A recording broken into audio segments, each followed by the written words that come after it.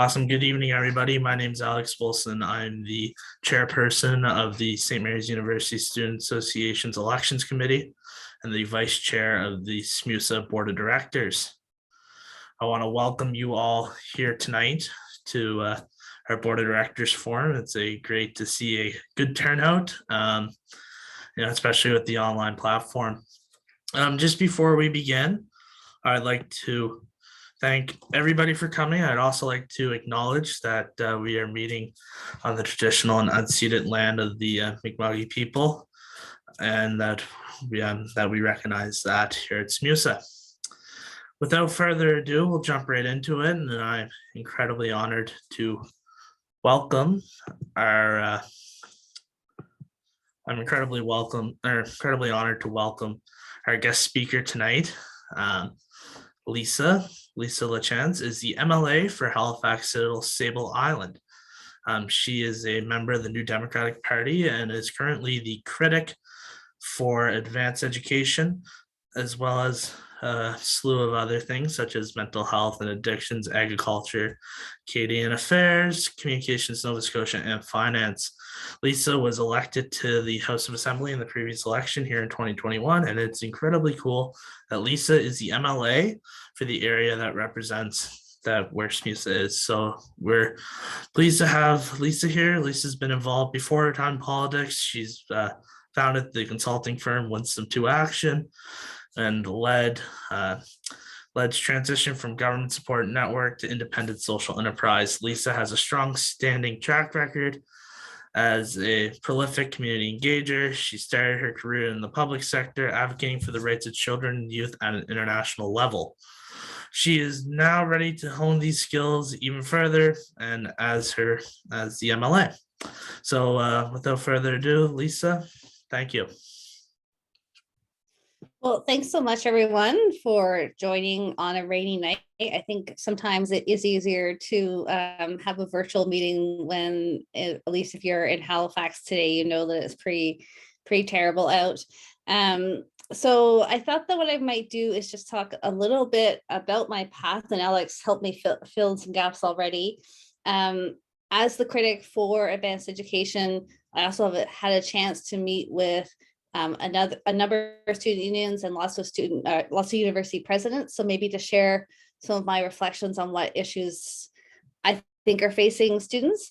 And then just talk a bit more about my role as an MLA and perhaps a bit of a rallying cry for engagement in political politics, whether you're originally from Nova Scotia or are here to study or are here to study and maybe stay after that. So I'll do that. I'm really happy to have questions in the chat, but I won't take too long either because I know you have lots to get onto tonight.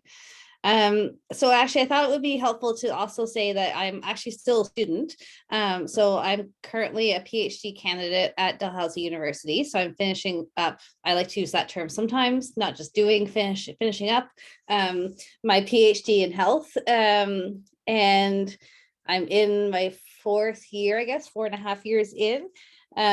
So I certainly, have had that recent experience of, classes and registration and, the grind. I have to say that, after having taught a few courses, being a student is actually like, I maybe won't believe this, but it's way better. It's way easier. So I know you think it's hard, but it's not. It's actually easier. And don't undervalue a well-formulated syllabus for sure. Just to skip back a lot of years. So I've also been heavily involved in. I was heavily involved in the Dallas Student Union, and so this type of event and student union elections is certainly very familiar to me. I joined the student union at Dal in the 2nd year of my undergrad, and as a member at large, and then was VP external, and then was on the board of governors. So certainly it was a hugely important time in my life, and hopefully, did some good work and some impactful work along the way. So I think it's great that people are, part of student unions, getting involved. I think, I think it's just really important to be part of the community that you're in, and to, think about what is your role in supporting your community, and making your community more just, more fair, more engaged. So yeah, so it's great to be amongst fellow organizers. And so I did my undergrad at Dal in international development. I worked overseas for a couple of years and then came back again to Dal. And listen, like, it's not like I'm just cutting SMU out. It just kept like making sense. I just want to let you know that. I went to Dal for the master's in public administration. And then from there I joined the federal government. So I worked at what was called the Canadian International Development Agency. So is now part of Global Affairs. And I also worked at the Privy Council office for an assignment, which was super interesting to be at that part of government.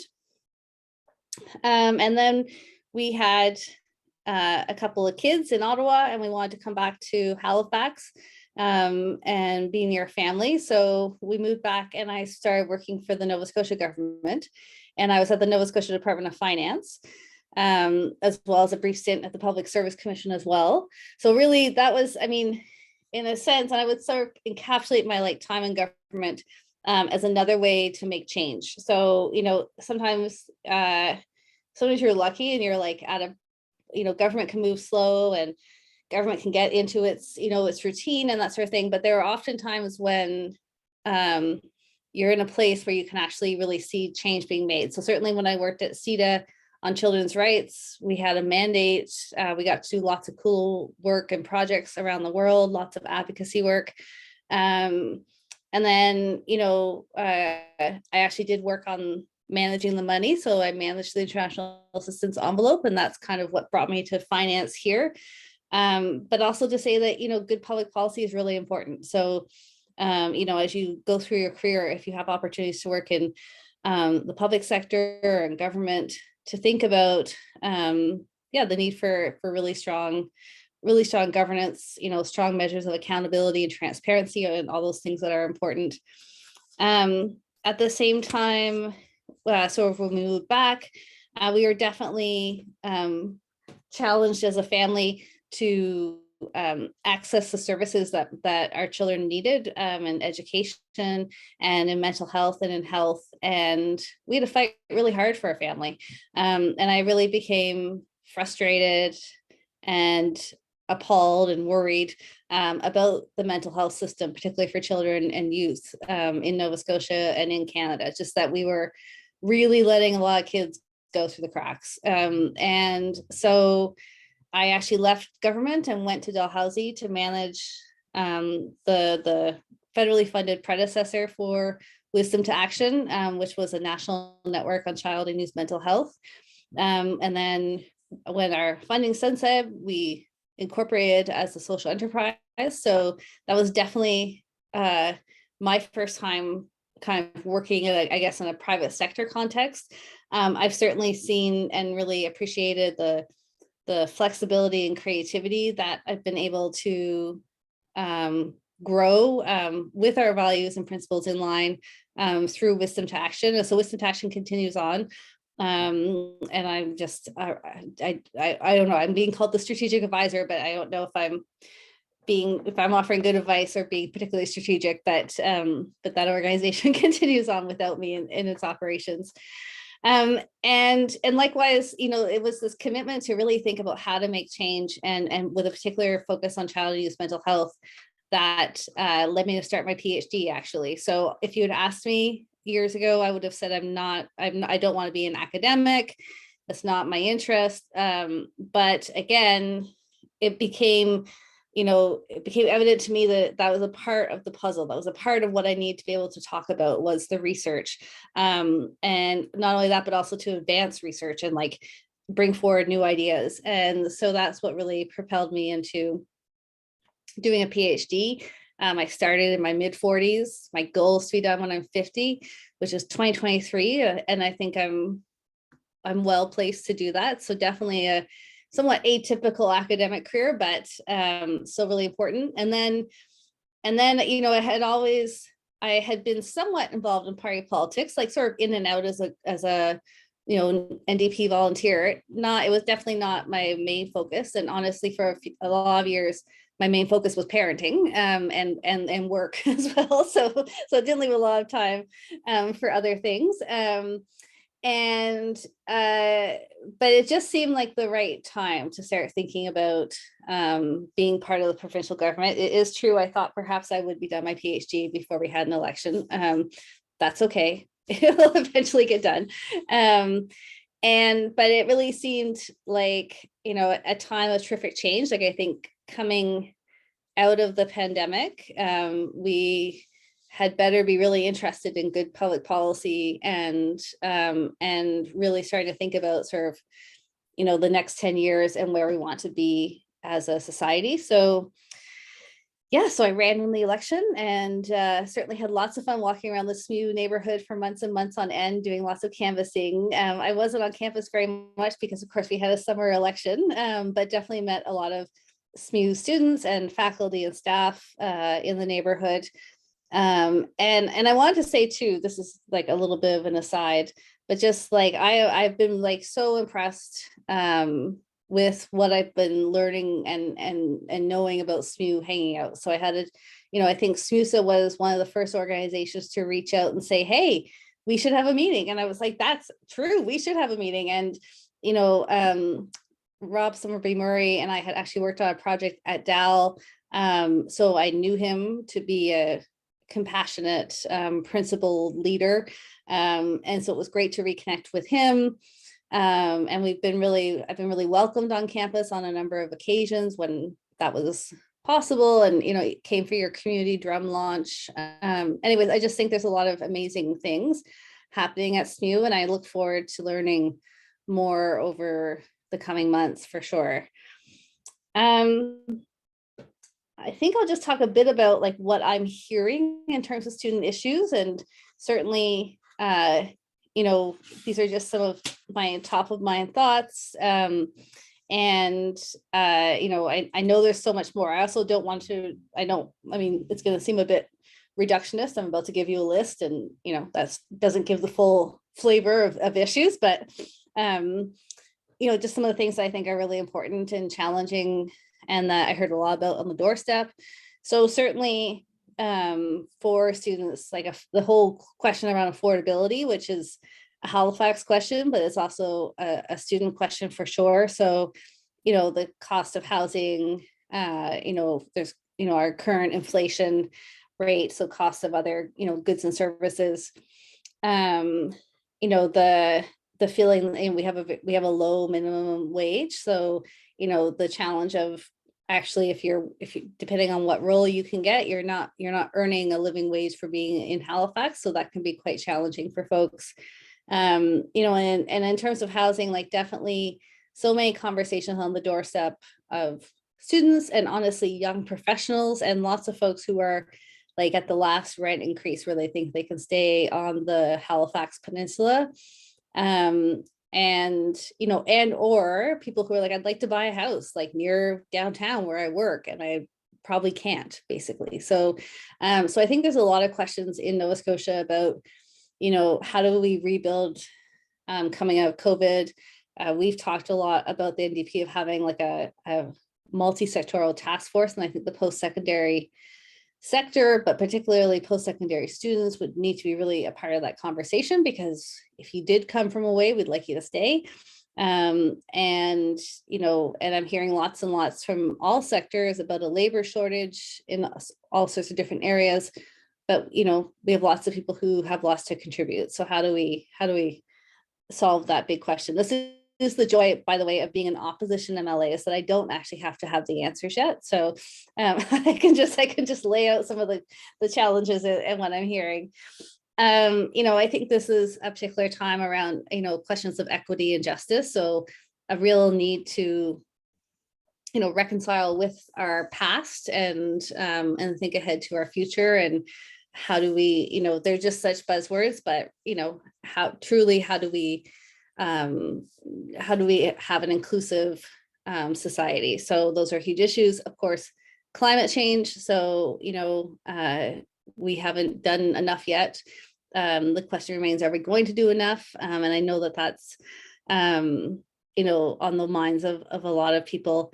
And I think, you know, just around, I guess maybe perhaps link back to the affordability question and equity and justice, just, you know, thinking as a student, like, what are my expectations for my degree? What are the outcomes that it will have? You know, is this the right path for me at this place and time? Like I said, I've met with most university presidents. I think there's just two that I've missed so far. And, you know, they will often mention affordability,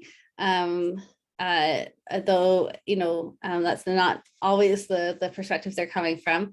I know universities have a big concern about deferred maintenance. So basically, you know, your structures on campus, and that there hasn't been provincial investment, and you know, to keep pace with what we need to be, you know, running internationally competitive programs. That's a big issue. You know, getting the type of research funding into Nova Scotia that is our fair share and represents, you know, our incredible post-secondary sector. And speaking of which, I know that Rob ran through a whole bunch of your, Rob Summerbury ran through a whole bunch of your projects that SMU did around COVID, even just like the COVID related work, which was just astounding to see how quickly the university responded. And definitely the internationalization of our campuses and of post-secondary in Canada, which also, you know, how do we remain competitive? How do we welcome people here? You know, and certainly, you know, some concerns about how the pandemic has impacted, but how we'll come out and how we'll welcome people again. All right, I don't want to keep talking for too much longer. I'm just going to give you my pitch around like staying involved in your community. And you know, and there's lots of ways, right? Like I still go to protests. I mean, maybe you didn't, but you know, I like really thought this summer was the summer I was going to get arrested at housing protests. You know, so I'm like, I still do a lot of grassroots stuff. I was part of, you know, the board of directors at Stepping Stone for a long time, which is a sex workers' rights organization. So like you know, there's all the different ways that we all make change. But now I'm an MLA, so I'm thinking a lot about that, right? And so, you know, there's like two ways, and that means there's at least two ways for folks and citizens to engage with their MLA. So one is I'm a political person. I occupy a partisan seat in the House of the Legislative Assembly. So, so then, you know, I both lobby and can be lobbied around political issues that are facing the province. So in between when the House isn't sitting, that means that I try and meet with ministers and, you know, reflect what I've heard. I try and encourage folks to also get involved in government processes that are ongoing. And then I'm a constituency MLA, which is also really interesting because that is so much about community well-being. And that is not a political role. That is a nonpartisan role. There's, you know, I think there's a few parts of the way we do stuff in Nova Scotia that's really interesting. So we have the Law Amendments Committee. That means that anyone can come present to a committee of MLAs on current government bills that are being considered. And there's some coming up that I think, you know, everyone should be concerned about, but maybe a particular interest to students. So the Premier has pledged an anti-racism and anti-hate bill to come forward, and that for the spring session. So really kind of taking what's happened in other parts of Canada, but really pushing it forward. So so that would be, you know, and there's currently public consultations, like if you're interested in those sorts of issues. And I think based on what we've been seeing in Ottawa and that sort of stuff, I think we're probably all interested in anti-hate and anti-racism initiatives at this point. You know, that would be a good one to follow. And, you know, and just really encouraging folks to contact your MLA. So when we were struggling for years to access the right mental health services for my son, I'll be honest, I did try and reach out to my MLA like once or twice. They were not an NDP MLA and I did not hear back from them. But that could have been a personality thing. But I actually, now that I'm an MLA, I'm like, oh yeah, they're actually really helpful. So people like, whether it's like, I mean, we had a few, I don't know if they were SMU students, they were definitely down around SMU, a few students write and say people were threatening them with rent evictions. And, you know, and so we were able to refer them on to Dell Legal Aid, but also I've written a few landlord letters this year where I'm just like, you know, I've read your lease. It seems to suggest that you should do this or that. So MLAs are actually pretty useful. And the other thing that's important about letting your MLA know when something is going on is that then we can know about it at a more systemic level, right? So then I go to caucus. I'm like, hey, I've heard about this. You know, I've been hearing about this from constituents. Have you? And then if it becomes an issue, then we can push it forward in the government. So just like, don't hesitate to contact your political representatives. It is actually really helpful. And what else do I want to say? I think that was about it. And I don't want to talk for too much longer. So I'm gonna stop there. Happy to have any questions or happy to leave you to the rest of your meeting. Awesome, Lisa. I really appreciate you taking the time. I know it was a little short notice. You know, and at SMUSA, we'd like to, you know, thank you very much for, you know, taking the time. As a token of our appreciation, we would like to make a donation on your behalf to the Churchill Academy in Dartmouth. You know, I understand that that's an association that, you know, you're big supportive of, and you know, for those that don't know, it's a specialized education facility in Dartmouth. And, you know, it's a great organization. We really appreciate you taking the time to come out tonight. If anybody does have any questions that they'd like relayed to Lisa, if you don't have any right now, feel free to send us an email at the email in the chat, and we'll forward that question to Lisa's office for sure, if that's all right with you. Definitely. I just wanted to mention a couple things I do have ongoing. So first of all, I've been hosting a province-wide 2S LGBTQ plus forum. So bringing folks and organizations together around key initiatives. So that's an ongoing initiative. I have a youth advisory council, and we did the government definition of youth. So that goes to 24, and you can hop in whenever there's something you want to talk about, or if you want to see what's going on. And I'm doing some work engagement around accessibility in Halifax, Little Sable Island. So yes, if you're interested, let me know. Awesome. All right. Thanks, everyone. Happy elections. Thank you. We appreciate it. Bye.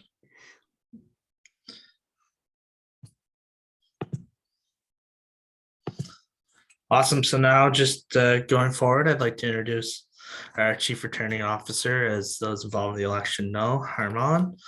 And Harman will get us started with the rest of the night. Thank you, Alex. First of all, I would like to introduce Paula. She's been our moderator for almost 15 years, and she brings the wealth of governance, technology, and leadership. Her passion and advocacy in the tech and governance fields have benefited a wide range of organizations in both Canada and internationally. She currently sits on the board with the board of 2 private companies, a nonprofit, and of openmedia.org, the North American organization tasked with keeping the internet open and accessible to all North Americans. In addition to her professional experience, Paula is a weekly columnist with allatlanticcanada.com, the leading business publication in Atlantic Canada. Paula has provided her expertise on governance through national television appearances and in several print media and radio interviews. So in her spare time, Paula is an active member of sailing, skiing, basketball, and arts communities in her hometown of Halifax, Nova Scotia. I had to unmute myself. All right, now to the important people. Before we get going, I do want to give everyone a chance to introduce themselves. I have the I've made a couple of lists. So we're going to go from my list, and I'll check you off, and then we'll get right into, as soon as you've done your introductions, we'll get right into the questions. So I'm looking forward to this. This will be fun. So we're going to start with, so you guys have to remember so that you hand off, so I don't have to interrupt, because you don't want to hear me talk all night. You guys want to do this yourself. You each have 1 minute. And the order of introductions will be Francesca, Megan, Saurav, Nikita, Ashish, Alexis, Rishi, Thomas, and Tony Ann. Got it? All right. So over to you, Francesca. Thank you very much, Paula. And also thank you to Alex, who I could see was hosting, and to our CRO. Good evening, everyone. My name is Francesca Southwell. I'm a first-year international student. I'm originally from Antigua and Barbuda, and I'm running for board of directors, as you know. As a board of director, a potential board of director, I aim to bring more awareness to student services and SMUSA activities. So I look forward to all the questions that you may have and the prepared questions that we're about to present. So thank you, and to Megan now. Hi, I'm Megan. Thank you again to Paula and Alex, and to our CRO. I am a second-year commerce student. I am doing a double major in finance and HR management. I'm originally from Halifax, Nova Scotia, and I am running for one of the board of directors positions. I'm super excited to see and hear what everyone has to say this evening. And yeah, I'll hand it off to the next person.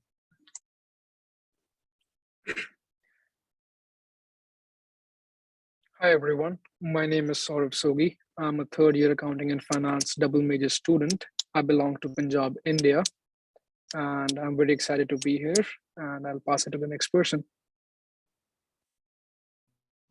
Thank you, Saurav. Hi everyone, my name is Nikita, and I'm a fourth year Bachelor of Science student. My major is in geology, and I'm also doing an honors, and my minor is in English literature. And I would like to thank everyone for coming out tonight and taking the time out from your busy schedules to come and see us and hear more about our platform and what we're hoping to bring to the table as potential board of director members. And thank you so much, Paula, for having us here today. And thank you so much to our CRO and DRO for putting all of this together in such a short period of time. And I'm excited for the elections. And handing over to the next person. Okay, good evening everyone. My name is Ashish Ganvathi. I'm a first-year commerce student, major undeclared. I am from India, but I lived most of my life in Dubai. So I've grown up a bit around the world. Some of the basic principles that I believe in or that I would bring to the table are sustainability, inclusivity, and transparency. And I'm a strong proponent for all of these, and I think that these are essential for good governance and for a good long-lasting future, especially in these changing, unprecedented times. So yeah, I'm looking forward to answering any questions you may have, and over to the next candidate. Hi, I'm Rishi. I'm a third-year student at St. Mary's. My major is in computer science, and my main goal for this election is to, focus more on mental health, cultural support, introduction to different cultures, and talk about, different general laws and rules we have for our committee. And I'm looking forward to answer all your questions regarding my campaigning. I'll move on to the next person, please. Thank you.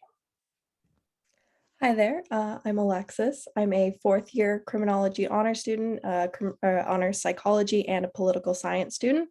Outside of school, I'm also a pilot and a nonprofit board of director member.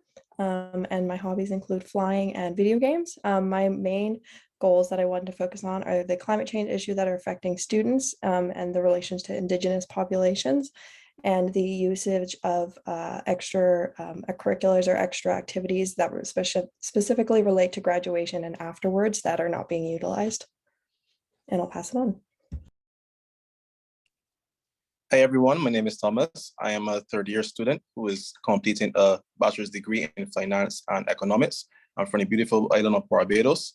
And my reason for running on the board of directors is really to just listen to students' concerns and address them putting policy in place to ensure that their affairs are in line. I want to thank Paula and also the CRO and DRO for their contributions towards these elections. I know that it can be a strenuous task sometimes, but thank you for your commitment to the organization.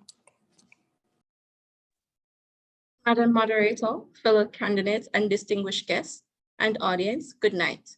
My name is Tonian Bennett. I am a second-year engineering student from the island of Jamaica. I am an active student in the SMU community from being a community volunteer and a student assistant. I'm passionate about support for students and advocacy of various students groups and causes. I thank you. All right, well, that's everyone. Thank you and welcome.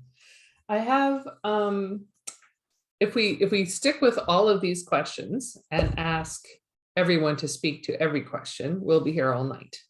So if you don't want to answer a particular question, you can you can pass on it. It's okay. You know, answer the ones that you are passionate about. I have 5 questions here, and I will ask you. I have what I've done is to make sure everybody gets a chance to speak in different orders and that it's all fair. I've done a random spreadsheet that has put you in different orders for each question. Okay, so the first question, I'm going to tell you your order now so you know it, and you can pass, and that's okay. So the order for these questions is Nikita, Thomas, Francesca, Ashish, Megan, Alexis, Tony-Ann, Rishi, and Saurav. Okay, did you guys get that? All right, so that's question 1. And the first question is, what motivates you to serve on the board? And what would you do to make sure that the board is a dynamic environment? So off to you first, Nikita. Hello, everyone. Thank you, Paula, for that question. And my answer would be that being a student at St. Mary's, and I'm sure all of us have had a lot of positive as well as negative experiences.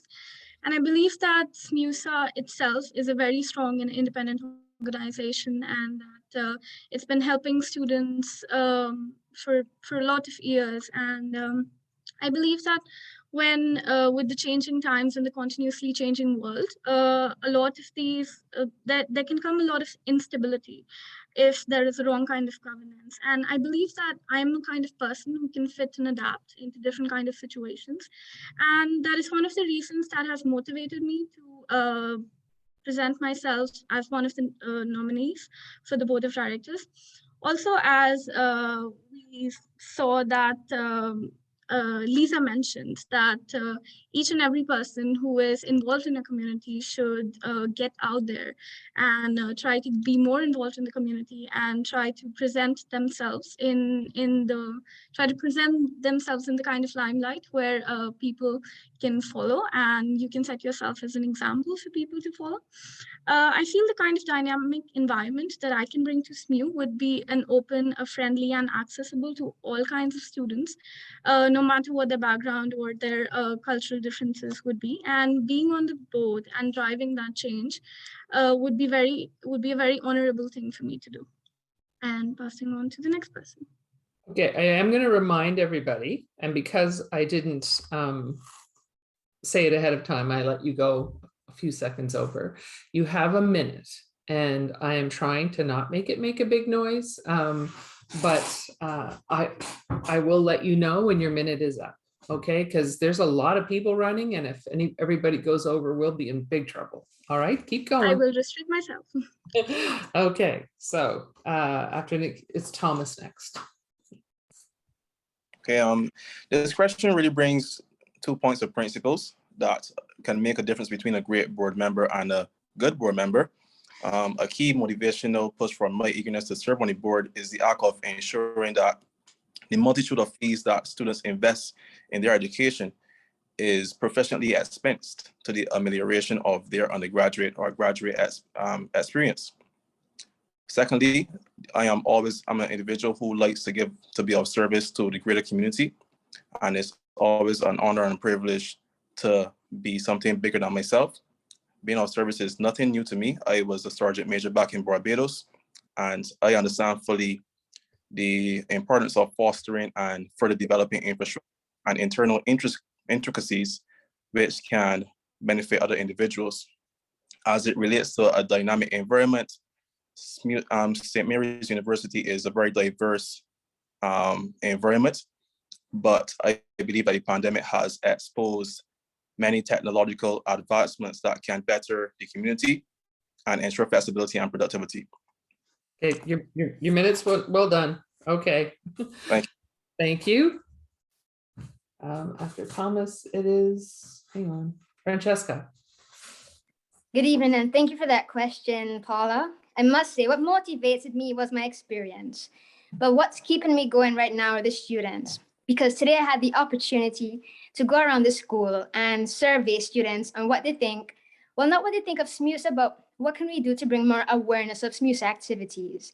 In addition to that, I even got to see some of our candidates here, like Nikita, and I know Isabel isn't here right now, but I got to meet a lot of them in the atrium today, and working side by side with my board directors, I think will be exciting.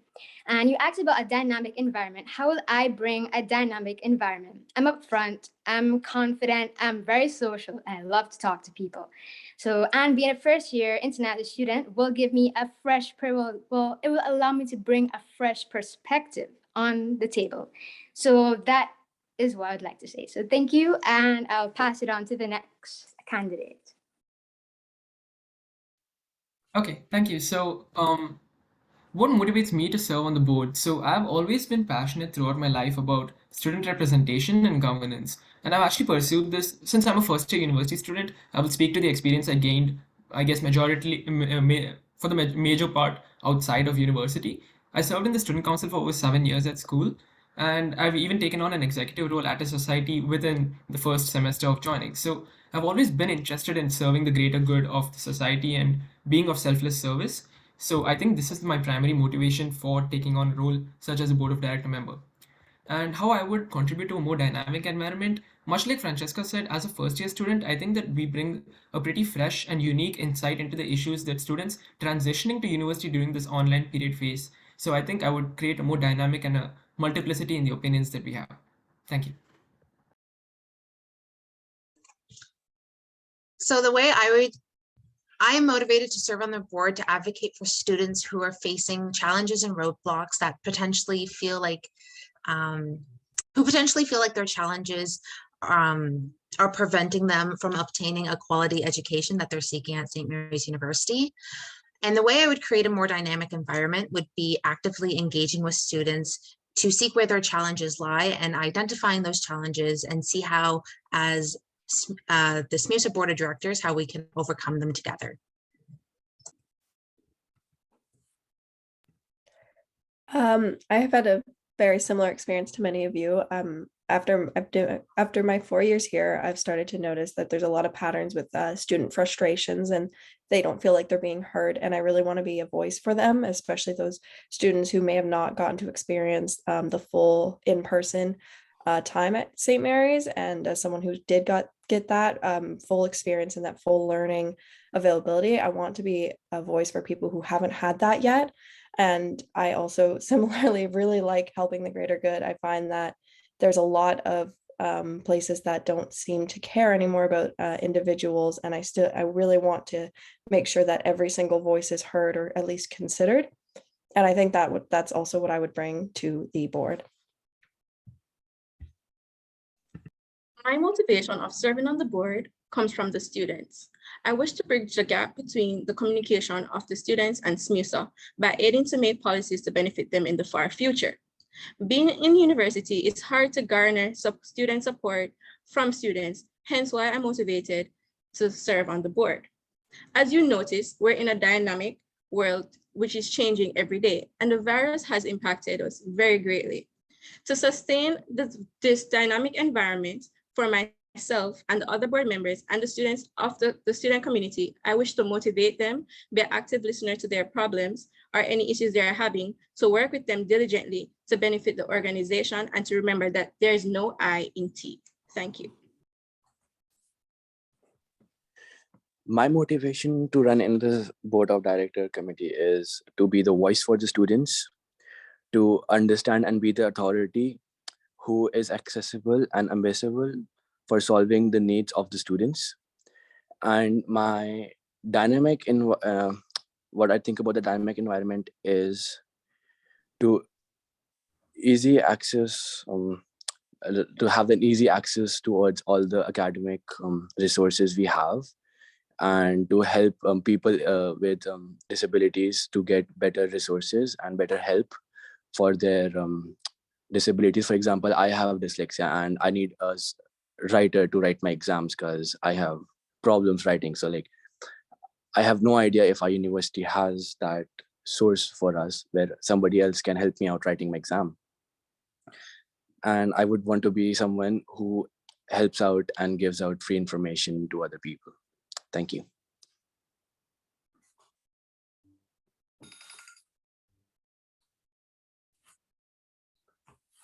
Okay, hang on. We still have one person to go. Oh, So- it's my chance. It's my chance. Yeah. Actually, I just lost track of people who were before me. Sorry about that. So what motivates me to serve on the board? As an international student, I always believed in student advocacy and having their voices being heard. Serving on the table is the best way to do that. In this role, I'll be able to help my fellow international as well as domestic students just by listening to them. My motto, driving the change you want to see, is based on this belief of having just student voices heard. When I came to SMU as a student, SMUSA as a body helped a lot. There were students working for students indeed. Creating a dynamic environment for me means that SMU has different students from different culture and different countries. They carry different perspectives and different opinions. Listening to these different opinions and implementing policies that benefit students and work best in accordance to the values here at SMU is how I'll create a dynamic environment. Other than that, opportunity to give back to SMUSA is one of the things that motivates me, and alongside developing qualities that will help me in the future and be a better man, better individual ahead. Okay, thank you. All right, well done, everyone. You got through your first question. I'm going to tell you the order for the next one, which will be Tony Ann, Francesca, Megan, Sorav, Nikita, Ashish, Alexis, Rishi, and Thomas. So that's the order for the next one. And the next question, as you know, is please give a specific example of a time when you helped to create an environment where differences are valued, encouraged, and supported. And what have you done to understand further your own personal understanding of diversity and inclusion? So with that, off you go. Coming to SMU enhanced my understanding of diversity. Being in an environment filled with various cultures allowed me to understand and learn new things about various parts of the world and the students themselves. Living in residence and working at various establishments and the way I grew up allowed me to show everyone respect, regardless of who they are, where they're from. And as the famous quote says, you never know what someone's going through, so be kind always. So that is one way I help to create a dynamic, or not a dynamic, but my understanding of diversity and how I made a specific example and how I created difference, how I valued differences, differences in diversity. All right, thank you for that question, Paula. When it comes to diversity, personally, I'm actually from Venezuela, but I grew up in Antigua and Barbuda. I've had the opportunity to go to Colombia. I've been to the United States. I've been to other countries in the Caribbean. I've actually been to China. So when it comes to diversity, I am almost in love with the idea of having different cultures. And coming here to SMU has given me the opportunity to be not only see, but really be integrated into a school that is worldwide. And when it comes to the differences and speaking well upon them, I think in order to to look at diversity in that way and understand it, you need to be able to listen to people, listen to them. Don't look at them for their skin. Don't look at them because of how they look. You're going to be surprised. People don't think the way they look, if you understand that. So it's best to talk to someone one-on-one. When it comes to diversity and things like that, it's really an easy solution. Just talk to them and listen. Thank you. And on to the next person. Thank you, Paula. So coming to SMU opened my eyes to so many different cultures, and SMU has such a diverse body of students coming from all different countries and backgrounds. And I primarily grew up in smaller towns where the diversity is extremely lacking. So something that has furthered my understanding of diversity is I constantly educate myself on diverse cultures and backgrounds. I do this by engaging in conversations with many individuals at SMU. And just to have the opportunity to learn about their experience and their cultures has opened my eyes in so many ways. I believe it's very important to recognize that we are all unique and we have much to learn from each other. And something that's really helped me in this is being one of the Husky Patrol drivers for SMUSA has given me the opportunity to get engaged with so many different students and learn so much about them. Thank you, and I'll pass it on to the next person. So the best example that I could think of is just the country which I belong to, India. We have over 700 different religions, and we have people following the biggest religions to the people who are in remote areas following religions with just a group of people. I believe that differences can occur in caste, color, religion, or sex, or creed, or anything that has not been discovered yet.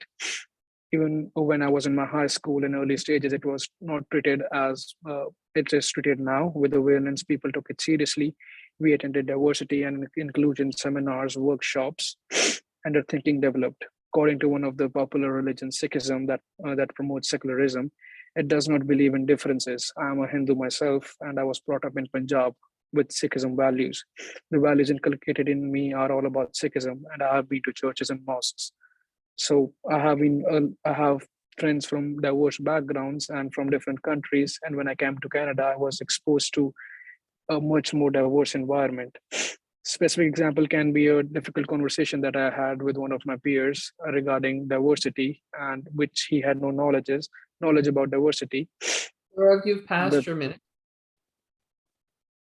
I'll just wrap it up. No worries. Okay. According to my clock, you've passed your minute, unless I missed it. Did I? Okay. I was just about to wrap up. No worries. Thank you. And after, so now we have Nikita, I think. Well, if it's okay with you, I'd like to skip this question. It's always okay. Thank you. Ashish? Yes, thank you, Paula. Okay, so I'll speak to the experiences that I've gathered at university in my earlier life as well as outside of university. So I spent 15 years growing up in Dubai, which is, I guess, an international melting pot of cultures because you have people from, well, what's relatively east and west of Dubai all mixing in. But you think that's diverse, except when you come to SMU, you experience real diversity. People from literally every country are here, studying, interacting with one another. So at university, as the novice representative of the SMU Debate Society, I've been in touch with every first and second year debater who has come to the club, and I've helped them feel comfortable enough to share their opinions, no matter what their level of communication in English is or whatever hesitations they may have to speaking.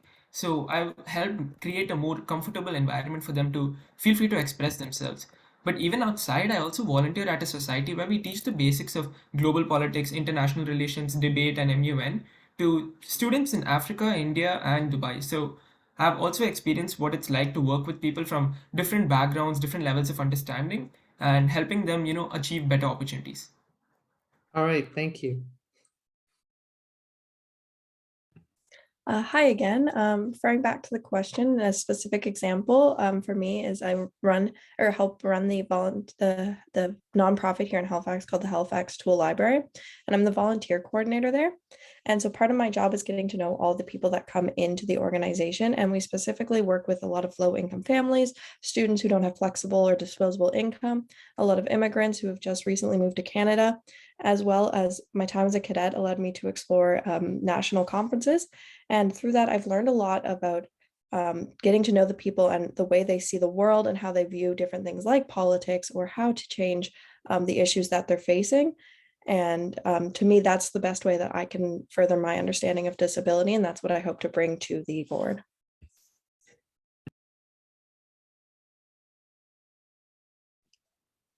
Okay, so as it relates to diversity, I really believe it's one of those attributes that is very important for every organization, every individual, as it allows more than one idea, innovative ideas to come together and create one good idea.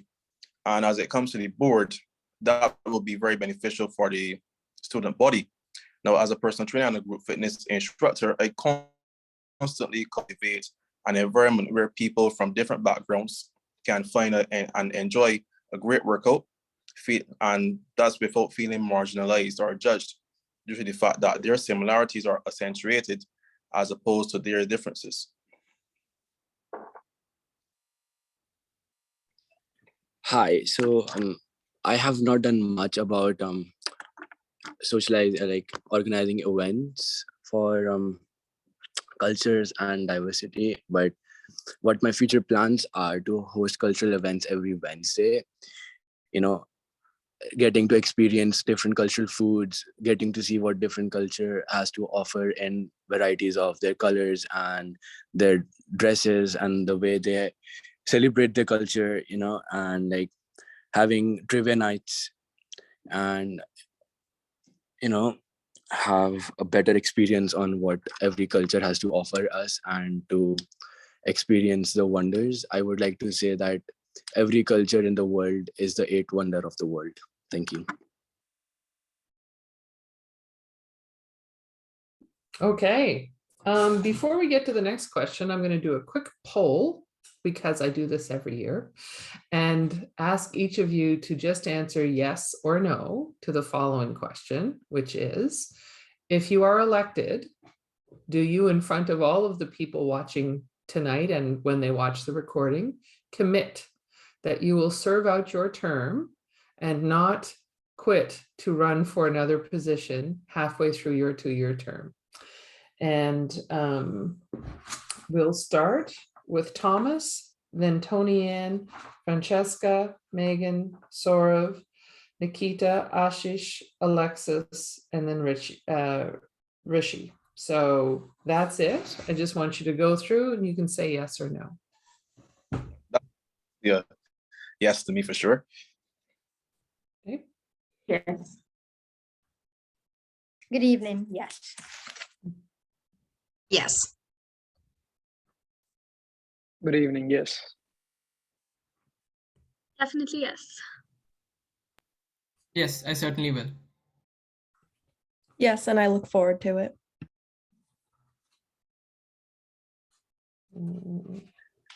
It's a yes for me. Okay. And I think you were last. All right. I ask that every year for a couple of reasons. And the main is that we've had a number of times when people have run for the board and then decided they wanted to be president halfway through. And that really messes with the with good governance, actually, and your commitment to SMUSA, which is really important. And I chose to ask that question because the next one is, what's your personal philosophy regarding governance and the role of the board at SMUSA? And for this one, the order is Rishi, Saurav, Nikita, Thomas, Francesca, Ashish, Megan, Alexis, and Tony Ann. You guys just go ahead. You've got a minute. Thank you for that question. My philosophy for the governance in SMUSA is that it's the very core of my personality is to going to pave way for me to bring new challenges.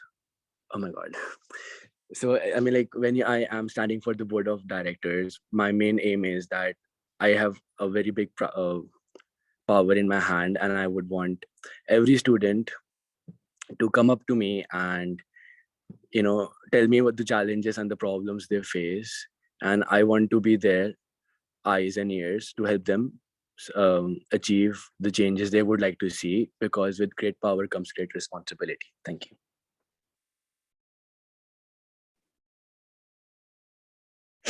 For me, governance is all about overseeing all processes and mandating changes that are in the best interest of SMUSA and the students. So as a board of director, we have authority altogether. There's no authority if we are just going on your own. We make decisions that benefit the association of the students, not just a group of students. Commitment and attentiveness are two essential qualities that we need to have. I believe in being tough but fair, hard on problems. As a board, we're not going to be hard on each other. Making wise decisions and implementing them.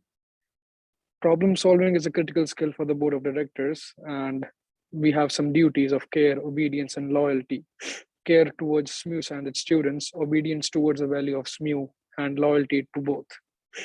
Board of Directors is a powerful body of diverse students, but with a selfless serving attitude.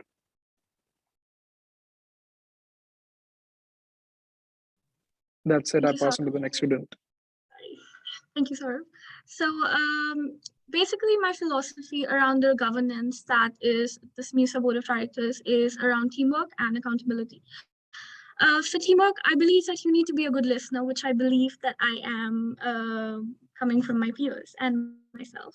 I am a very good listener, and I believe that being on the board of directors, you need to be a good listener so that you're able to listen to different point of views and then make a calculated statement or a calculated judgment based on that.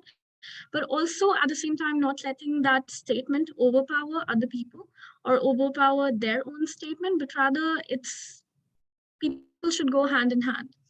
And the other point, to be able to hold the president accountable when the team thinks so and when the team believes so. And at the same time, also being open to listening to their ideas as well. I believe it kind of works like a circle, that we also have to work separately, but at the same time, we also need to work together. Thank you. Passing on to the next person. My philosophy as it comes to governance is really fundamental to the future of SMUSA, as well as the university, to operate with integrity, accessibility, transparency, accountability, and diversity. And that is to build an exceptional and dynamic workforce and environment for the betterment of the students. That includes holding the president accountable and ensuring that they act in the best interest of the student population and the other stakeholders of SMUSA. Thank you for that question, Paula. Philosophy is the love of wisdom. A philosopher seeks information and truths. They have ideals, they have standards, they have beliefs. SMUSA's ideal, their standards has to be kept up because the function of SMUSA is to enact policy and keep the president accountable and do other operations as well. So my philosophy in approaching this role that I may have as a potential candidate is communication. If our communication with one another isn't clear, things won't go through. So that is my philosophy when it comes to the board of directors. Thank you. So my philosophy towards governance is that I view it as a three-pronged fork. Not to piggyback off of Thomas's answer, but he raised some really great points. So accountability, transparency, and a commitment to work for the best interests of the students that it represents. So I believe these are the key tenets that uphold governance as a concept. And I think that it should be an inclusive and transparent process that's also representative of the desires of the student body, but most importantly should be free from any personal interests or biases that we may bring to the table, which we need to be aware of and make sure to keep it off the table. And as far as the role of the board itself is concerned, it is to have a general oversight on the governance and affairs of SMUSA and to support the president in taking steps that will benefit the student body whilst keeping the president in check themselves. The board doesn't involve itself in the day-to-day decision making, but it rather amends and frames policies that make sure that all of these day-to-day decisions follow a certain predetermined vision. So yeah, thank you, and over to the next person. My personal philosophy regarding governance is to always work as a team when problem solving and ensuring to behave in an ethical manner when it comes to reviewing and implementing policies that benefits the students and the SMUSA organization as a whole, as well as recognizing that the board of directors is not to have an impact now, but to benefit the SMU community for years to come. On to the next candidate. I'm going to skip for time's sake, but if any student watching is curious on my answer, feel free to email the elections board. My personal philosophy towards governance is the way in which we communicate is the response we get. And I believe communication is one of the major keys to strong governance. The role of board of directors is to put the needs of SMUSA and the student body before your own. And my role, as a prospective board of director, I wish to implement strong structures and processes to benefit the student body for not for today, but for the future, as everyone else said. And I think we'll make good board of directors. Okay, great. So I love hearing all the support for transparency from everybody. I think that's so important. As we all know, the pillars of a good, solid democracy are a strong judicial system, a strong political system, and a free press. So glad to see that you all agree with that. How would you contribute to a positive board culture, and what do you think that looks like? And give a specific reference as to how you would overcome the challenges as such as those faced because it's a virtual semester. So pulling off my list, this question will be Nikita, Ashish, Alexis, Rishi, Thomas, Tony Ann, Francesca, Megan, Saurav. Okay. Away you go. Perfect. Thank you, Paula, for that question. Firstly, we do know that pertaining to COVID, there have been a lot of challenges that all the universities and all the students and basically everybody throughout the world have been facing. And there are many kinds of challenges that come with a virtual semester, and it's been an issue that's been recently developing a lot. And a specific reference, a specific kind of example that I would like to present here would be something like, let's assume that the board of directors meetings, most of them are going to be online because of the virtual semester and everything. And I've noticed that usually when there's online meetings, people tend to stay quiet and keep to themselves and kind of fade into the background. And the more extroverted people kind of overpower the meeting or the issue at hand. I just feel that each and every person, no matter if they're introverted or extroverted, deserve an equal chance to present their point of view, no matter what kind of point of view it is or what the issue at hand is. I believe that when me as a person on the board of directors, I would like to ask each and every person for their point of view and for them to present it so that everyone can feel heard. And I would like to build That's your time. this idea. Sorry. I would like to build for this idea. Thank you. Okay. Keep All going. right. Yeah, so I think it was Nikita that mentioned in a previous answer that the board is all about working separately but also working together. And I think that's a very good way to put what I perceive the board culture to be. I think it's really important to have a board that has friendly relations with one another, but at the same time, it maintains the sense of professionalism that is expected with the role that you hold. So I believe that talking to students beforehand, getting their insights on different matters, and then deliberating on these off the record informally with other board members before you actually bring any suggestion to the table is important to have a fruitful and productive board discussion. And as far as how I would help overcome some challenges, I think having a flexible meeting schedule, having non-hard set deadlines, and enabling people to participate from the ease and comfort of their home would be a good way to overcome some of the challenges we'd be facing. So yeah, thank you. Hello again. I would like to think that I'm in general a pretty positive and upbeat person, and I would like to spread that to the board itself. And like it is said before, it is really important that your team feels honest or trusting in each other, and to have a close-knit group in that circle, but while also remembering that you are representing a large population. And a lot of the challenges that we are facing are from this new semester format. And I think that the specific challenge that I would like to try to overcome is this idea of going back and fully in person when that's not really an option for many people yet. And I would like to continue forward with at least having some sort of option of having the virtual or asynchronous courses. The first thing that comes to my mind if I think about the positive board culture is having an humble and jolly environment. My governance will most likely include elements of cultural sensitivity, mental health awareness, and academic support. Speaking of overcoming the challenges faced by the virtual semester, I would try creating an environment where you can interact with your peers, like study rooms, one-to-one talk sessions with your professors, and even those appearing with the professors. Yeah, exactly. And when it comes to facing mental health issues, I wanted to talk about this for the first question. I was thinking of having service dogs for students, because it's a dog that brings a smile to your face and takes away your sadness. Thank you.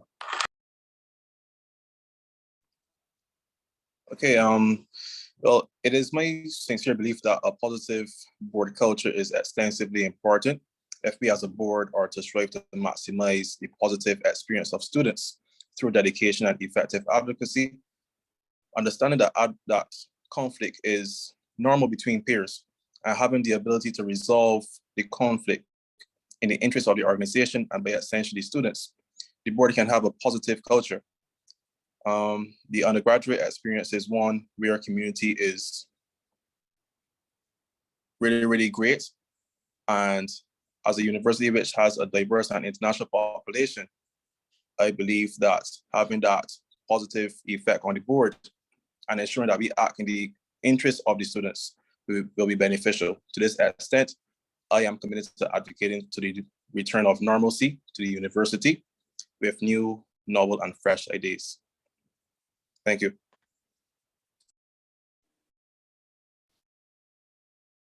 For me, a positive board culture is in which all the directors were involved. We are connected to each other, where we have different opinions that are taken into consideration, coming to a positive solution for students' growth, which is what all SMUSA is all about.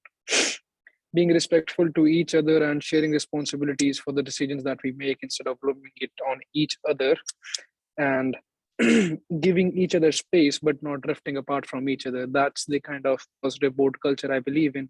After all, we're all fighting these elections just to work together as a family called the Board of Directors SMUSA, right? And about the virtual environment, we're just 9 board of directors, and we definitely can go out for a bite together anytime as we are under the regulations. So definitely we'll all be together, and that's how I look forward to a positive board culture.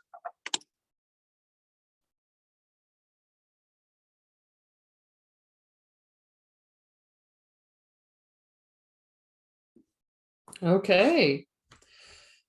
Thank you.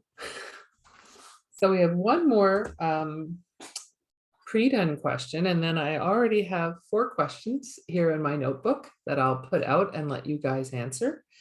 So the last question that's in the sort of the pre-formatted questions is, what experiences at SMU have helped prepare you to serve as a member of the board of directors? And for this question, the order is it's Megan, Alexis, Tony Ann, Rishi, Saurav, Nikita, Thomas, Francesca, and Ashish. Thank you, Paula. So some of my experience here at SMU that I believe has helped prepared me to serve as a member of the board of directors is being involved in many different societies, such as Enactus, the Commerce Society, as well as being on a few committees and volunteering for the food room. and as well as working for SMUSA. This has allowed me to connect with students from diverse backgrounds who have their own unique experiences and views. As one of the Husky Patrol drivers, like I said, I've been able to interact with many students to get to know them, their views, and how they perceive SMUSA. And I believe just my understanding of all my interactions with these students has prepared me to be able to represent them and create policies that can benefit everyone moving forward. On to the next person. Thank you. So of course you're going to hear a lot about societies. As for me as well, I'm the president for the Model UN Society, and we're organizing a team of 10 to head to New York to represent St. Mary's, and that involved a lot of backgrounds and a lot of diversity, and we're also representing issues that the UN are currently talking about, and that's required a lot of planning and a lot of teamwork, and I think that's going to help me greatly. I've also started an entire society and got it up and running this year. And outside of that, I'm a TA for criminology, and I administer around 80 students, and that has helped me kind of learn organization and that key getting like ideas through to people in a simple way. And I think that gauging when people need more help and less help can really help me as well. Thank you. Good night, everyone, again. All my experiences at SMU have been preparing me to serve as a member on the board. Being an international student also comes with many pros and cons. And as I mentioned, I'm an international student.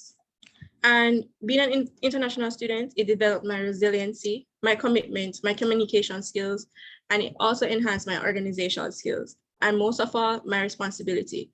I have served I'm an active member in the SMU community, and that also encouraged and prepared me to be a member on the board. Thank you.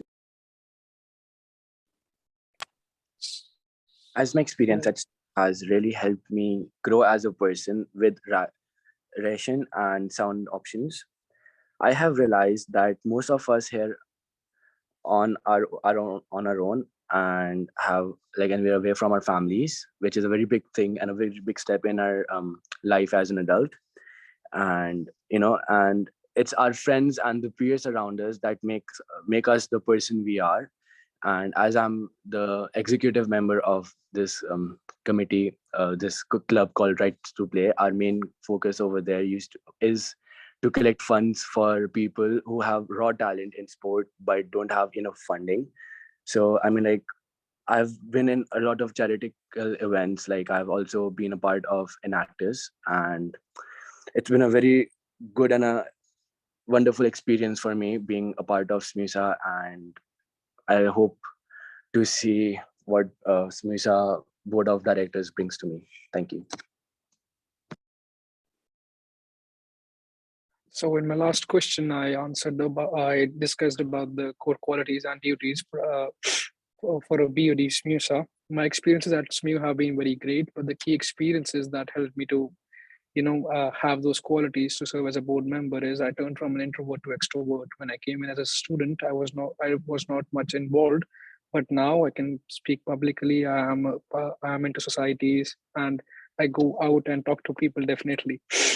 And having friends from different cultures allow me to see things from their perspective. So that's another thing that helps me to sit on the board, and first-hand knowledge of issues faced by international students as well as domestic students.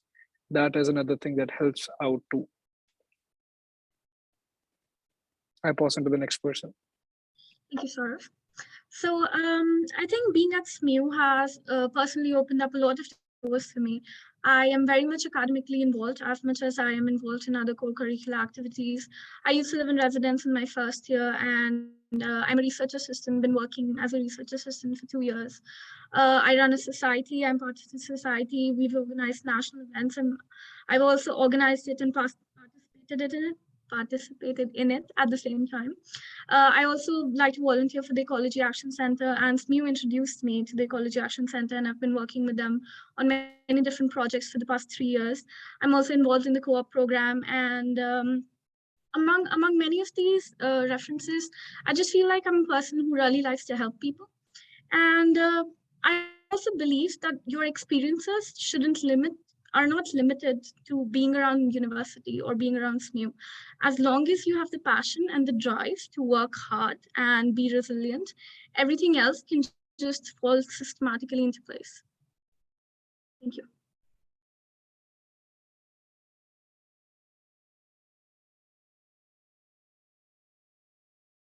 Thomas, you're next. Sorry, I lost count, but thank you for the question. For purpose of time, I'm just going to be a little short, but as an individual who is constantly interacting with the student body, whether it be graduate, undergraduate, maybe alumni, sometimes even faculty, I can hear many concerns that they may have. And if governance is about future, those concerns need to be addressed, and just constantly lending an ear to that population and ensuring that you just constantly listen to the people who put you in power and address their concerns. Good night. As it relates to experiences here at SMU, I must say I've been involved in 3 things in particular. The first thing has to be Toastmasters, which is an international public speaking club.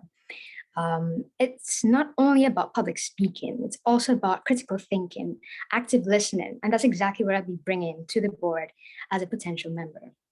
I've also done volunteer work at SMUSA as a code checker. I've been able to de-escalate a situation twice.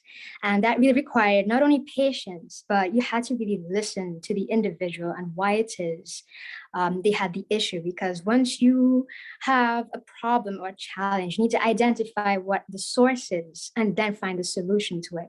And lastly, today, I had the experience and opportunity really to go around the library, the atrium, the student center. I got a survey of 32 students who told me about how they think the university can bring awareness to services. And I'd love to list all of them down, but for the sake of time, those are the 3 biggest experiences I've had and would love to build upon as I work as a board member here at SMUSA. Thank you. So I will take the liberty to answer this question a little more loosely. Being a first-year student, I can't list only my university experiences simply because I've not spent as much time here as the other candidates. But in the 1.5, 2 semesters that I have spent in university, I've served as an executive member at the SMU Debate Society, where I've already listed to you what I've done, right? I've helped make the first years and the ESL students and the other international students feel more comfortable in sharing their views. But speaking more to how a certain experience has helped me be more fitted for the role of board of directors is my role of deputy head boy in the school with over 4,500 students, where I led the student council by not making the day-to-day decisions, but rather setting down the overall goals and direction in which our efforts were to be aimed at for the duration of the entire academic year. So I think this is something that falls more in line with what the BOD is supposed to do anyways. And if there's one thing I want you to take away from all of this, it's that I may be a first-year student, but I'm certainly well experienced and equipped for the role. So thank you. Great. Well, thank you, everybody. First of all, thanks a lot. You guys, obviously, everybody put some work in, and I appreciate that you're running, and I'm happy to hear all the positive thoughts. It's great. So take a breath. You did really well on your prepared questions. So the first of the questions that have come in from the floor is how would you hold the president accountable? And you'll have a minute again for this one. If you want to take less, that's okay. The order for this question will be, hang on, I have to start in the middle here.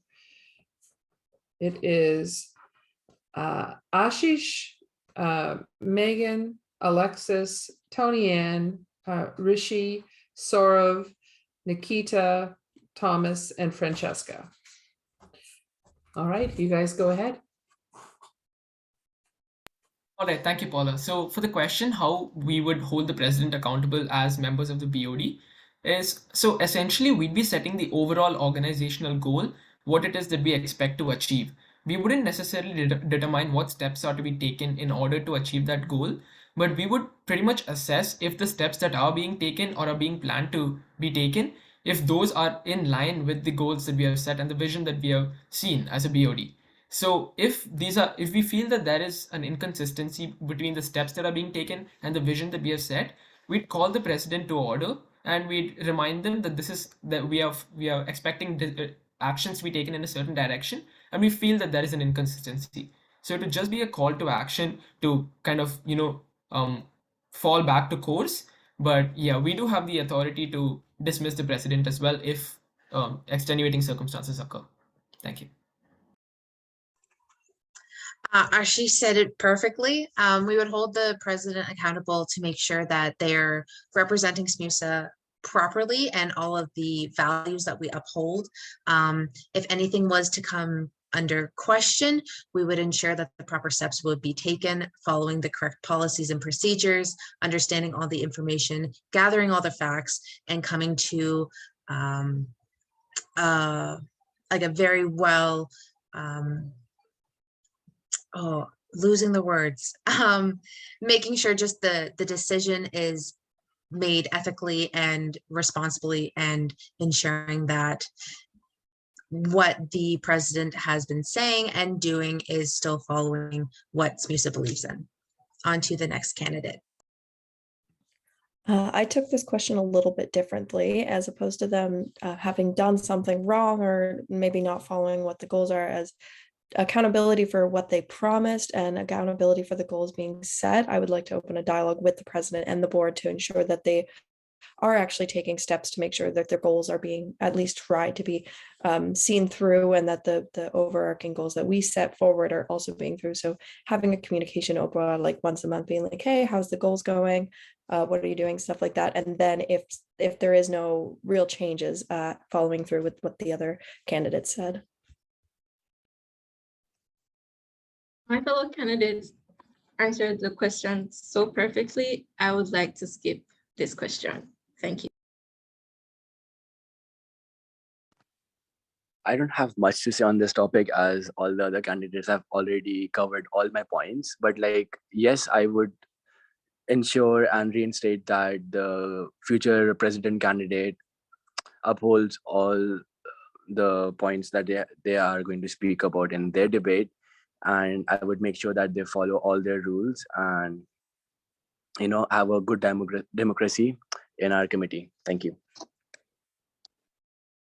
I feel that holding the president accountable and the president's accountability towards the board is just for us having the confidence in the president that he's doing his role perfectly, and just ensuring that the practices that have been established are properly implemented. If not, we are to call upon the president and demand what he has been doing and how he has been carrying out those practices. So basically, that's how we'll be holding the president accountable. Thank you, Saurav. So basically, how I feel is that it's definite that all the candidates have explained the situation quite perfectly, I might say. And the only point that I would like to add to that is that I feel that SMUSA has a specific set of ideals and values that it's based upon and that the organization runs on. And the work of the Board of Directors is basically to look into the foreseeable future, and the work of the president is to work in the present, is to make decisions based on what changes that they can make in the present, and holding them accountable to those promises that they make would be the work of the Board of Directors, also in line with how the future is going to be planned according to it. So passing on to the next candidate. Yeah, well, everything was really covered by the other applicants, but just to echo that, our job as Board of Governors, yes, ensuring the president is held accountable, and that includes ensuring the actions of the president are in line with our organizational procedures and policies by gathering all facts and implementing any necessary procedure according to our policy to ensure the students' interest is constantly in mind. That may include just calling the president to a meeting and reassuring that they have the students' interest in mind, or if it comes to any really, really bad circumstances, even dismissal, if it comes to that. Good evening. Thank you for that question. You know, before I can hold the president accountable, I need to understand the president's duties. So that is the first step I will take. Then, as a board, we'll ask her or him to provide a full account of the state of operations if they've been keeping up with their tasks. And as a board, we'll check to see if he or her has been staying on top of it. And then we'll discuss in board meetings and ultimately together make a decision on what we'll do, because board members cannot do things on their own. Board members do things as a team. So that is the main thing that we have to do if we are to keep the president accountable. Okay, all that's actually really important. I want to just, this is the free governance advice for you. The board only has one employee. The board can only give direction to one employee. The board can't give direction to the rest of the executive. It all has to go through the president. And I think that's when it becomes really challenging to hold everyone, because you have to hold the president accountable for everyone beneath him or her. You don't have the right to pick up the phone and demand something of anyone else on the executive. And I think that's a really important thing to learn. I mean, you're all learning. Boards of directors is it's a whole field of study, and you're very, very young. So I want to make sure that you know that before you go in, because inevitably I get a phone call where someone has broken that somewhere along the way, and that causes all kinds of grief. Okay, so the next question that I have here is, what committees would you be interested in joining? So committees of the board, if you are elected. So, you know, we need to have people to populate a number of committees, from finance through to academic, through to being on the board of directors for the university. So I hope you've thought about that, and I'm going to get you to answer that question in the following order: Ashish, Alexis, Rishi, Thomas, Tony Ann, Francesca, Megan, Saurav, Nikita. Okay, away you go. Thank you for the question, Paula. So I'm glad you asked this. It's one of the things I did do a bit of reading up about before the forum. So I'm glad I'm in this position. But particularly, I would be interested to serve on the elections and society committee, simply because I feel like I can resonate a little bit more with what their, I guess, focus and jurisdiction is. So yeah, of all the committees, those two would be the ones that I have my eyes set on. Thank you. Hi again. I similarly am very interested in society's well-being. I think it adds a lot to the university experience. And as an honors research, I'm very interested in academic committees. And yeah, those are my two. My main concern is with academics, and as I spoke about culture, so I would like to also try or see what I can do with the club societies. And I think that's the only two main things I want to focus on. Thank you. My real passion is about finance as a accounting and finance student.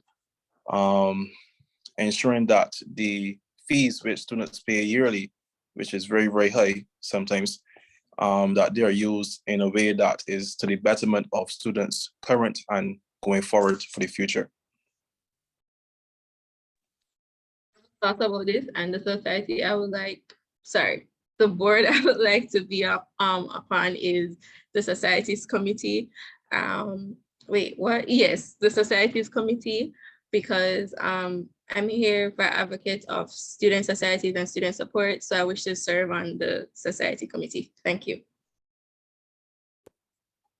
Good night. I must agree with Tony, actually. I really enjoy engaging with students. I like attending society activities. I've been trying to join more societies since this is my second semester. And I would love to get involved in student affairs, approve funding for the societies if they have activities coming up, and help with their policies. So definitely societies. Thank you. Two of the committees that I would be interested in joining would be the HR and Governance Committee, as well as the Finance Committee. Like I stated earlier, those are actually my two majors. So I have a lot of passion for both. And yeah, those would be the two that I would be considered. Thank you. I like learning about people, and so my interest will be HR and governance and finance committee. Along with that, I was pretty fascinated by the elections procedure, how things are conducted. So definitely another interest that I have got over the election period is to the election committee. So these are the three committees that I'll be interested in.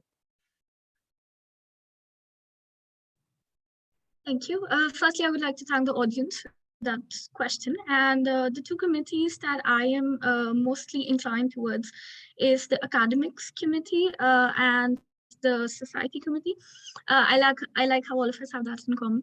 But the academics committee, basically, because I myself, I'm very involved in academics, and I'm an honors student myself.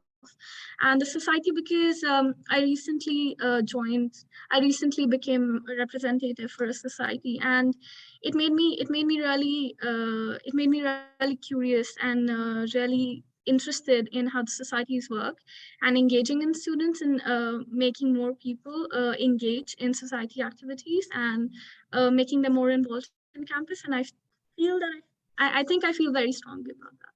So, thank you.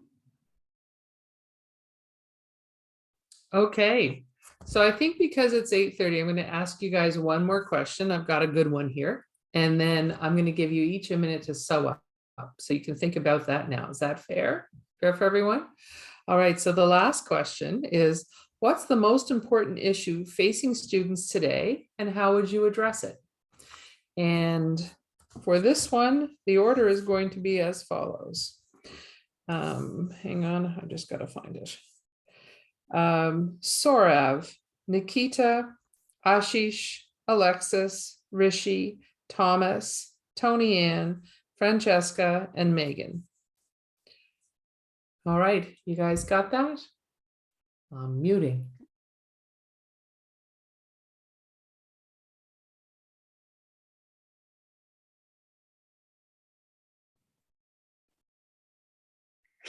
So what I feel is the most important issue that students in domestic and international that are getting right now is about the academics grade that they have been receiving due to the hybrid model. For some people living in the remote areas or with poor connectivity, they are not able to attend classes, and then the assignments dates are pushed, and that leads to loss of marks and grades. I'm looking forward to the policy that was earlier passed with the P grade on it.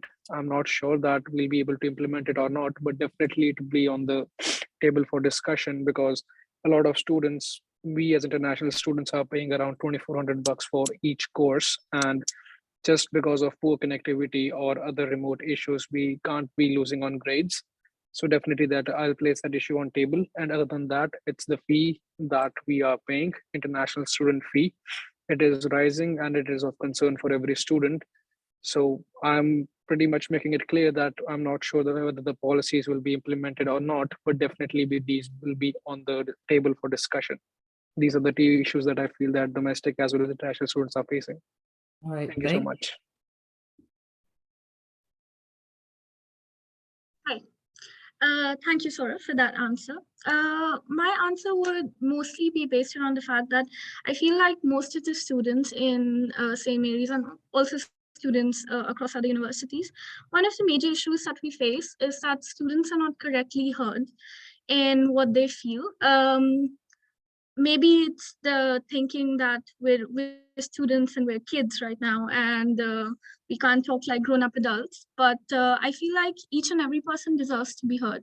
That's one of the platforms that I'm also advocating for, and I would like to implement it in one of the policies, is that students deserve equal representation across all platforms, and they deserve to be heard. And I'm open to anybody who would want to come to me and just have a talk with me. And if they're willing to share and if they're willing to open up, I would like to hold the people of the university accountable that they need to at least give the students an equal representation and equal voice where they can present their opinions. Passing on to the next person. Thanks for the question, Paula. So I'll address this by not saying what I think is the most important issue, but rather a couple of important issues, because I don't think any issue is particularly more important than another. So first and foremost is the uncertainty of today I'm studying on campus, tomorrow I don't know if I will be. So I guess I would address this by making sure that there's an extended opportunity or accessibility for online learning platform or resources so that people have the opportunity to continue to study online if they wish to do so. But at the same time, there are students such as myself who transition from high school to university without taking notes for an entire year. So it's very difficult for us to keep up in a completely on-campus class where we have kind of lost touch with the practice of taking notes. So having that online resource would certainly benefit not just first and second year students, but I'm sure students that are seniors as well. And another important issue is the socializing opportunities and challenges, I guess, posed by the entire virtual way of things. So I would bring first and second year students more closer to senior students, help them feel more at home easily. So yeah, thank you. I gotta say that is quite a great question. I think personally the one that I'm seeing the most is the finance issues, not only because the tuition is raising and they're not able to maybe access finance as they once did, but also there's no respect for students who have part-time or even full-time jobs, and there's no help for them when they have to go to work, but they can't attend a class. And I think that the finance aspect is a huge issue for students right now, and that's personally what I see as the most important. However, I'd like to give like an honorable mention to the climate crisis, because while every issue that we mention right now is important, we can't fix them if there's no planet to fix them on. So I think that should be a focus for the next academic year.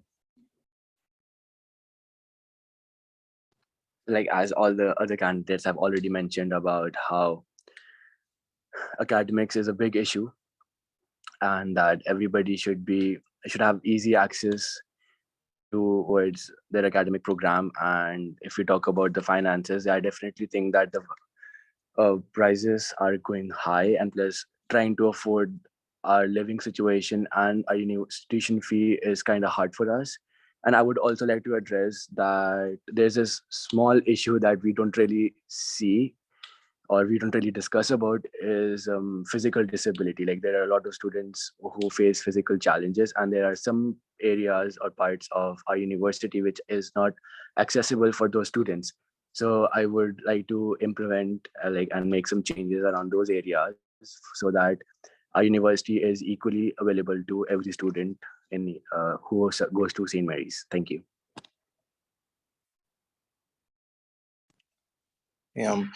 There are two major concerns which I believe are the most important for students.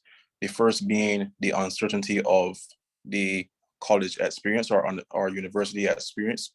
I'm a big advocate for going back to normalcy, but really a new normalcy where persons who have commuting challenges or people who have children, jobs, they have the flexibility to either do classes online or in person, up to their judgment. And many companies have been doing it. A permanent hybrid model is really, really great for the continuance of education. Secondly is the financial affairs of the students.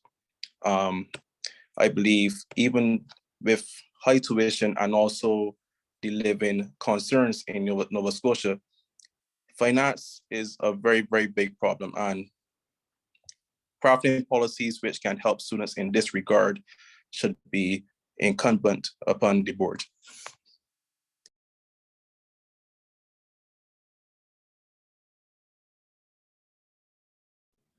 Sorry, I was muted. One of the major issues that everyone has said are great answers, but all of those issues affect one major issue, which is mental health. One of the problems I see is, although support is there, don't get me wrong, but diverse support for different student groups, diversity with counselors and having counseling very accessible to students, because now you have to wait like 2 weeks prior to an appointment. So everyone has an issue with finance and everyone has an issue with how their grades are going, but that all affects their mental health.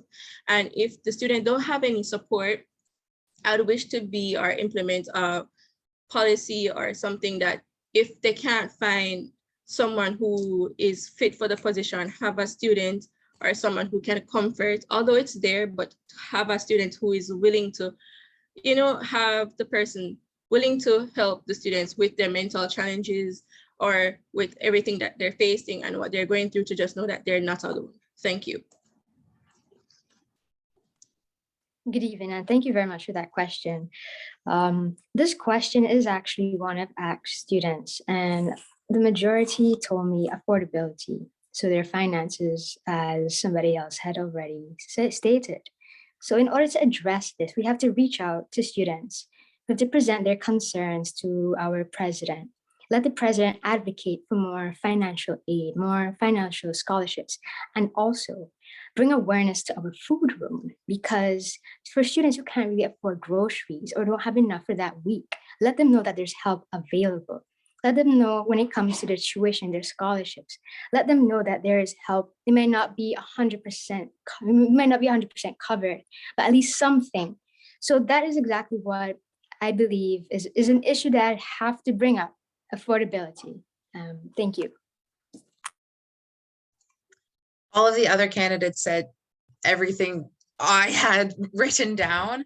Some of my main points that I'm going to echo is definitely accessibility, more services surrounding mental health and services for students with disabilities. They are there, but to continue to improve these, as nothing's ever perfect and there's always room for improvement. And definitely, like many others stated, affordability. If we learned anything from COVID, and prices are rising, and it's created a lot of financial barriers for many people. So to be able to create more funding and more awareness, like Francesca said, about the SMU community food room. Okay. So for the last question, which is, it's your minute to sew up, but I prefer that you did it like a question, which is, what are the 3 things I should remember when I hear your name?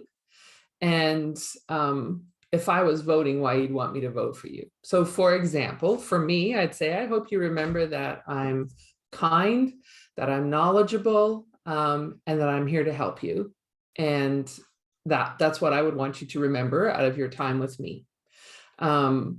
So it's nice and short, but you should get those names. That gives you time to think. And the order for this one is Rishi, Thomas, Tony Ann, Francesca, Megan, Saurav, Nikita, Ashish, and then Alexis. All right, are you guys good to go? All right, tell me again. What are those 3 things that you hope I remember about you tonight, and that your audience remembers about you tonight, and why they should vote for you? Off you go.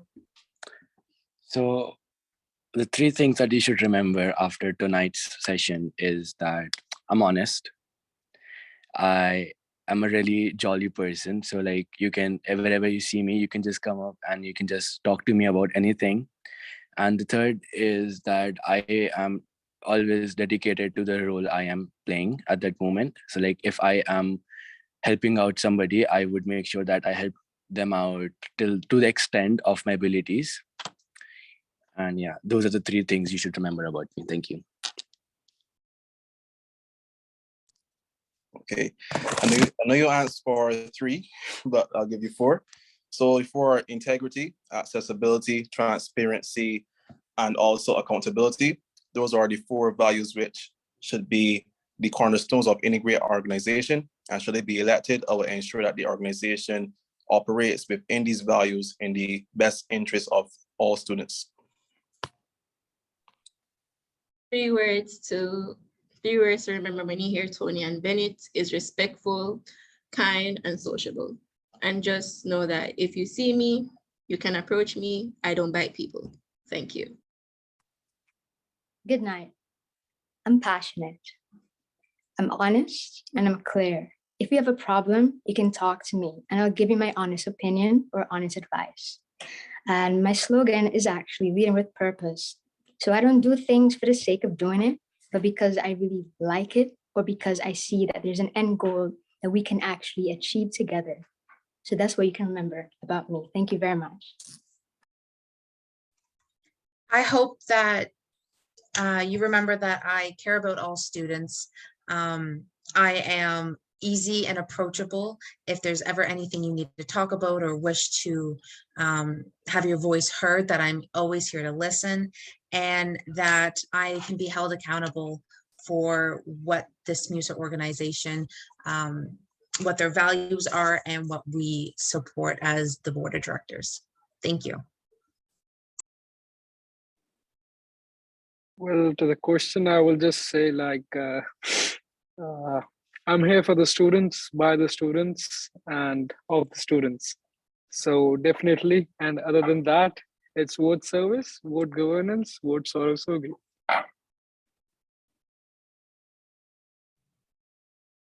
Perfect. The three qualities that I would like to remember for for myself would be, I'm a very good listener. So if you want to talk, like I mentioned before, if you want to talk, if you ever feel like nobody is listening, I would like you to know that there's a listening ear here. And whatever you'd like to say, I'm here to listen. The second would be, I'm very hardworking and I'm very passionate for something that I put my mind into. And I would like to believe that I've put my mind into being on the board of directors. And if I've put my mind into it, I would go above and beyond to be able to see it through. The third would be, I'm very committed. So once I commit to something, I can pretty much promise you that I won't give up on you. So passing on to the next person. Okay, so the three things that I'd like you to remember or take away from my entire, I guess, presence here. The first thing is that, like I mentioned this before, I may be a first-year student, but I'm certainly well experienced and equipped for the role, and I won't go over it again simply for the sake of conciseness and brevity, but you can scroll back in this recording. I also bring a new perspective to the table that is representative of other first and second year students, but that isn't to reduce the scope of who I would be representing, so do keep that in mind. And the last thing that I'd like you to remember is that sustainability is not just a word I'm throwing around loosely when I say that it's an important tenet of my philosophy towards being a board of director. In fact, if you'll keep an eye out, my entire campaign this year will be paperless. So just keep an eye out for that. And vote for me to give first and second year students a seat at the table, both figuratively and literally. I'll let you think about that. Thank you.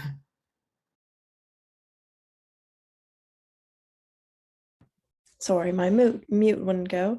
I just wanted to say that I'm passionate and excited for this position. I have a lot of experience. I'll work my butt off for you and all of your frustrations. I'm in the same boat as you and I'm ready to fight for them. And for number 4, I will always go above and beyond for you. Have a good night. Okay, before we wrap up, I just want to ask that all the candidates stay on the line at the end. So please don't just hang up. And I'm going to hand it back to, is it the CRO? I think it's, or Alex, one of them, to just thank everybody for all your great questions. I hope that you got something out of this and you got to know your candidates a little bit better. I also just personally want to say thank you to all the candidates. This is a hard thing to do, and just doing this is a gift of service to your community, and well done. Thank you.